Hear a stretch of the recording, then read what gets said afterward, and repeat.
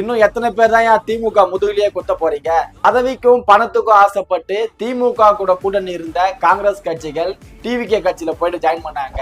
இடதுசாரி கட்சிகளான ஐஎம்யூஎல், CBI, CPM மற்றும் விசிகா கட்சிகள் தாவேக்காக்கு நாங்க வெளியில இருந்து மட்டும்தான் ஆதரவு தரோம், எப்பவுமே நாங்க திமுக கூட ஏதாவது கூட்டணியில இருப்போம், நாங்க கொள்கை கோட்பாடுலாம் மாறாத கட்சி அப்படின்ட்டு இன்னைக்கு அண்ணன் திருமாவளவன் முன்னிலையில விசிகே கட்சியில இருந்த 2 எம்எல்ஏவும் டிவிகே கட்சியில நிரந்தரமா இணைஞ்சிருக்காங்க.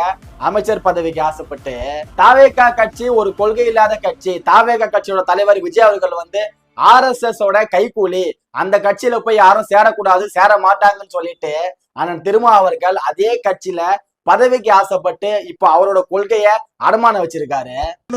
தம்பி விஜயும் இன்றைக்கு RSS பெற்றெடுத்த பிள்ளைகள் என்பது அம்பலமாகிவிட்டது. என்னை பொறுத்த வரைக்கும் திமுகக்கு மறுபடியும் ஒரு கூட்டணி கட்சி தேவையே இல்லை. வரப்போ 2031 தேர்தல்ல அவங்க தனியாக நின்று போட்டிடணும். அதுதான் அவங்க கட்சிக்கும் நல்லது, அவங்களுக்கும் நல்லது. திமுக கூட்டணியிலிருந்து வெற்றி பெற்ற கட்சிகள் டிவிகேக்கு போனதை பத்தி உங்க கருத்தை மறக்காம கமெண்ட் பண்ணுங்க. இன்னொரு வீடியோல பார்க்கலாம். நன்றி. நான் உனக்கு தர்றது சோறு இல்ல தம்பி, இம்ப்ரமேஷன். இம்ப்ரமேஷன் இஸ் வெல்த்.